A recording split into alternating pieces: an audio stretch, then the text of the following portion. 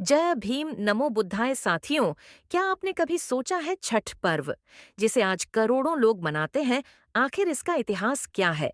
क्या यह सच में सूर्य देवता का पर्व है या फिर यह हमारे ही बौद्ध इतिहास का एक रूपांतर है, जिसे वक्त और ब्राह्मणवाद ने धीरे धीरे बदल दिया है?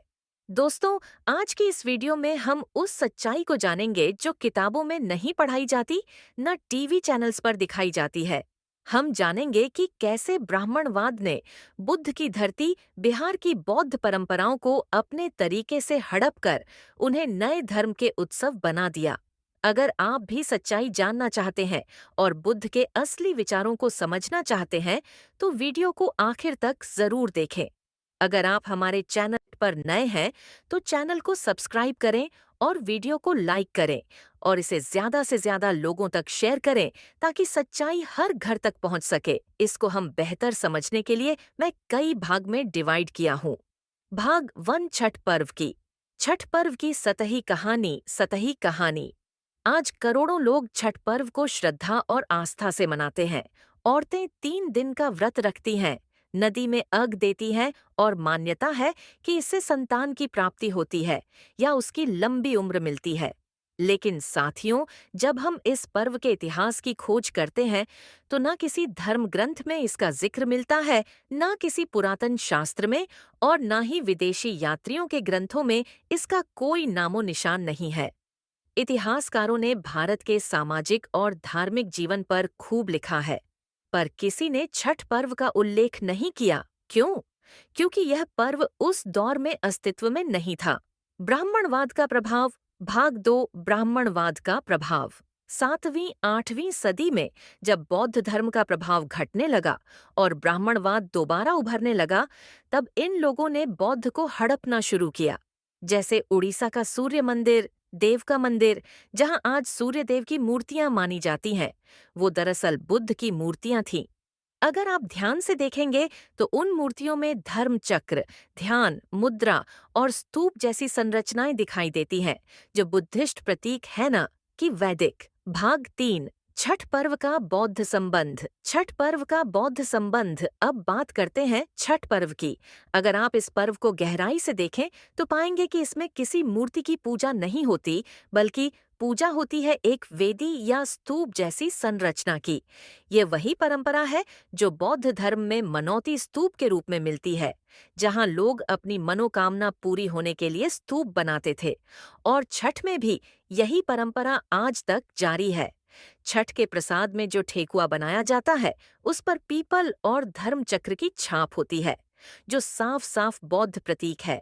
और याद रखिए, ब्राह्मणवादी परंपराओं में तेल में तले हुए पकवान अर्पित करना वर्जित है, लेकिन छठ में यही प्रसाद होता है।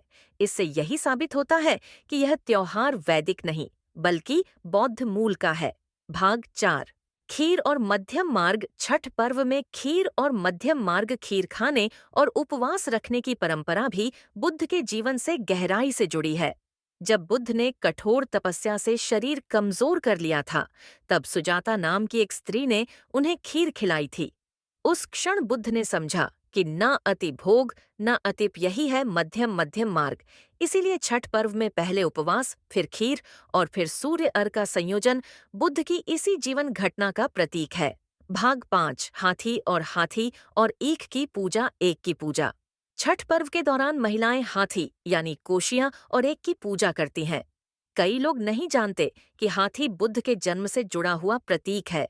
कहा जाता है कि बुद्ध की माता माया देवी ने सपना देखा था कि एक सफेद हाथी उनके गर्भ में प्रवेश करता है और उसी के बाद बुद्ध का जन्म हुआ। इसलिए हाथी की पूजा संतान और शुद्धता से जुड़ी परंपरा थी, जो सीधे बुद्ध के जीवन से मेल खाती है। यह परंपरा बाद में ब्राह्मणवाद ने अपने हिसाब से बदल दी, पर इसका मूल आज भी बौद्ध परंपरा में ही है। भाग 6, बुद्धिस्ट प्रतीकों की सच्चाई। बुद्धिस्ट प्रतीकों की सच्चाई। छठ की वेदी प्रसाद गीत, यहाँ तक कि स्त्रियों द्वारा बिना पंडित बिना मंत्र के पूजा करना, यह सब बौद्ध परंपरा की विशेषता है।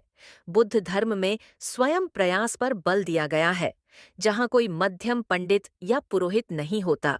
ठीक वैसे ही छठ पर्व में महिलाएं खुद तैयारी करती हैं। छठ पर्व में महिलाएं खुद तैयारी करती हैं, खुद सजा आउट करती हैं और खुद ही व्रत दौड़ती हैं। यह बौद्ध स्त्री सशक्तिकरण की झलक है। भाग 7।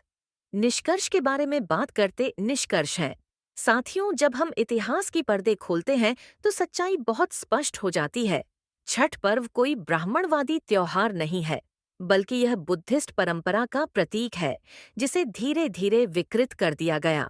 पूजा पाठ, हवन या मंत्रों से नहीं, बल्कि समझ और जागरूकता से ही मोक्ष या ज्ञान प्राप्त हो सकता है। आज वक्त है कि हम फिर से अपने असली इतिहास को पहचानें, क्योंकि जो अपने इतिहास को भूल जाता है, वो दूसरों की कहानियों में खो जाता है। अगर आपको आज का यह शोधपरक वीडियो अच्छा लगा हो, तो इसे ज़्यादा से ज़्यादा लोगों तक पहुंचाइए। झूठ पर नहीं, सत्य पर आधारित ज्ञान समाज में फैल सके। हम है बुद्धा माइंडसेट, जहां हम सच बोलते हैं, तथ्यों के साथ और बुद्ध के मार्ग पर चलते हुए। जय भीम, नमो बुद्धाय।